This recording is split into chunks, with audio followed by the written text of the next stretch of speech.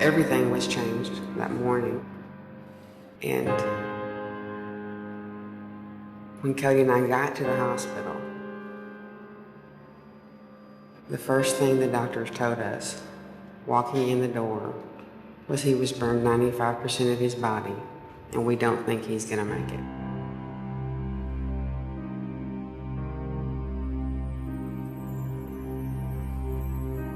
There's nothing you can say to that.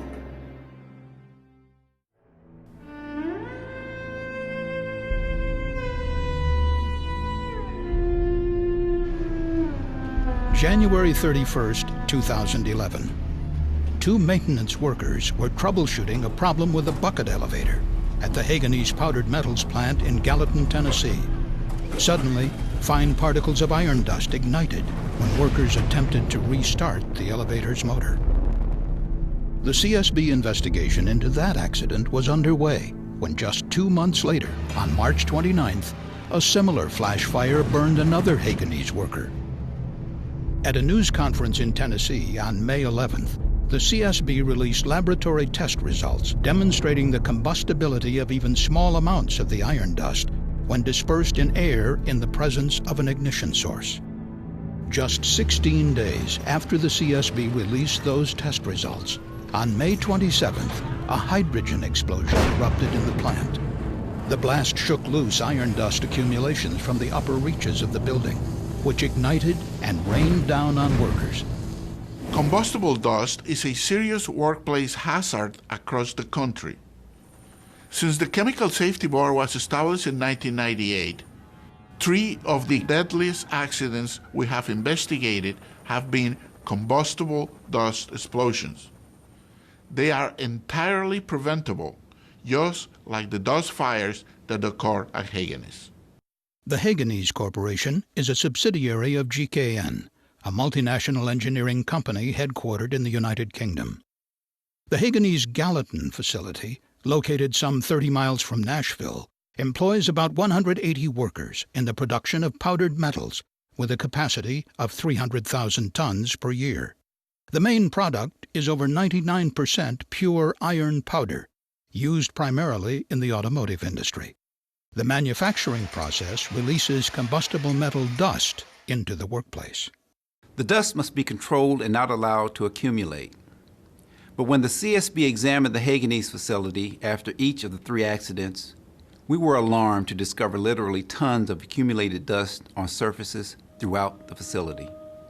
At the Haganese facility, iron powder travels through the plant by a system of conveyors and bucket elevators. The belts on the bucket elevators had a tendency to become misaligned, causing the motors to overload and shut down. On January 31st, 2011, a maintenance mechanic and an electrician were sent to inspect a bucket elevator that had just malfunctioned to see if the belt was off track. It appeared to be aligned properly, and the mechanics radioed the control room operator to restart the motor. The dust collection bag house had been out of service periodically over the previous week. Fine particles of iron dust remained in the area of the motor. As the motor restarted, combustible iron dust was suddenly dispersed into the air. The 2 workers were immersed in a thick dust cloud.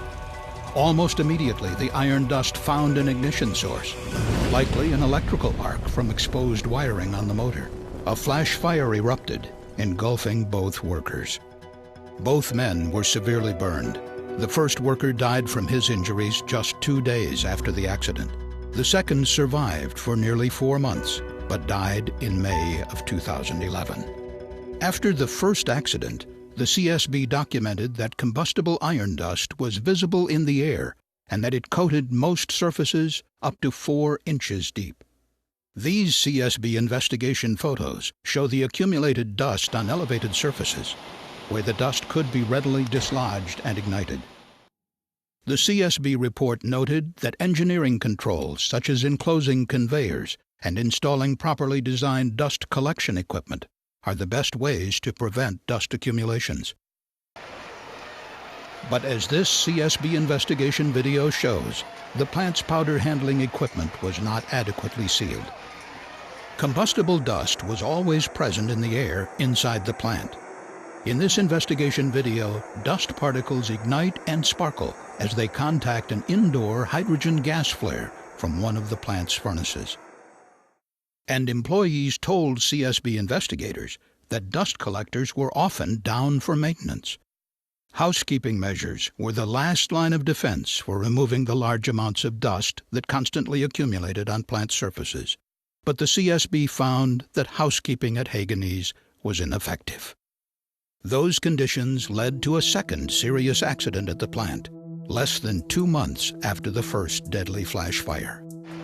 On March 29, 2011, a Haganese engineer attempted to reconnect a gas line to a 20-foot-high furnace following maintenance, but he was having difficulty. Standing on a ladder held by a second worker, he tried hammering the line into place. As the hammer struck, iron dust that had accumulated on the side of the furnace was lofted into the air. The iron dust ignited, burning the engineer, who jumped and fell from the ladder. Partly protected by a heavy flame-resistant coat, he received first and second-degree burns to both of his thighs. The buildup of so much iron dust near a furnace with open flames and hot surfaces was a recipe for disaster. A fire was basically inevitable the moment the dust was lofted into the air. Even small amounts of iron dust can produce intense flash fires when ignited, as demonstrated in the CSB's laboratory testing. If just an ounce of dust can produce such a serious fire, you can imagine the magnitude of the fire and explosion hazard from the estimated tons of dust accumulated at the Haganese plant. Still, Haganese and its corporate parent GKN did not take effective measures to control the dust hazard. Around 6 a.m. on the morning of May 27, 2011, operators near one of the plant's furnaces heard a hissing noise that they identified as a possible gas leak. They believed that the leak came from piping somewhere below the furnaces. Inside a trench under large steel covers. 6 mechanics were sent to find and repair the leak as another operator stood by. They assumed it was similar to another recent leak that involved nitrogen, an odorless, non-flammable gas. Unknown to the workers, the leak actually involved a different odorless invisible gas, highly flammable hydrogen, used in the plant's massive annealing furnaces. Using a forklift, maintenance personnel removed a trench cover above the area of the suspected leak. As the cover was wrenched upward, metal sparks ignited the hydrogen, causing a powerful explosion. Hydrogen continued to leak from piping, fueling a jet fire. The force of the explosion lofted large quantities of iron dust that had accumulated on rafters and overhead surfaces. Falling clouds of dust ignited as they contacted the flames below. Visibility was reduced by the large quantity of dust in the air. One eyewitness reported that even with a flashlight, he could only see 3 to 4 feet ahead as he tried to escape. 5 workers, including the operator standing by the trench, and 4 of the mechanics were injured, 3 of them with severe burns. 2 of those workers would die from their injuries within days. The 3rd injured worker succumbed 6 weeks later. The CSB noted that on the day of the accident, maintenance crews were allowed to work without testing for dangerous concentrations of flammable gas, and that the facility had no procedures to properly mitigate flammable gas leaks. Haganese did not have an effective mechanical integrity program, allowing corrosion in piping to go unnoticed until the piping failed. And despite mounting evidence of a serious hazard, Haganese did not make major improvements in its dust control program. Haganese tested its powdered metals for combustibility in 2009 and 2010, following warnings from an insurance audit about the potential for a dust explosion at the plant. The company collected and tested 3 powder samples in 2009, all of which had combustible properties similar to the dust later collected and tested by the CSB. Haganese was also aware of the combustibility of iron dust because earlier flash fires had occurred when maintenance workers used welding torches on dust-covered conveyor belts. When the Haganese facility was built more than 30 years ago, it was not designed according to good practice guidelines on combustible dust, such as those set forth by the National Fire Protection Association, or NFPA. And during its decades of operation, it was never redesigned to address the serious dust hazard. The Haganese facility has numerous flat overhead surfaces where dust can accumulate, and they are difficult to reach and clean. NFPA 484, the standard for combustible metals, recommends that floors, elevated platforms, and gratings be designed to prevent dust accumulations and to facilitate cleaning. The NFPA standard also requires that all machines that release combustible dust be connected to a dust collection system. The City of Gallatin requires industrial facilities, including Haganese, to comply with the International Fire Code. The code includes a brief chapter on combustible dust. The chapter references the far more detailed dust safety standards of the NFPA, but does not specifically require companies to follow them. As a result, the CSB recommended that the International Code Council revise the International Fire Code to mandate compliance with the combustible dust safety requirements set forth by the NFPA. In its 2006 study on the hazards of combustible dust, the CSB recommended that the Occupational Safety and Health Administration create a combustible dust standard for general industry. In response, OSHA initiated a national emphasis program in 2007 to target industries with combustible dust hazards for additional inspections and enforcement.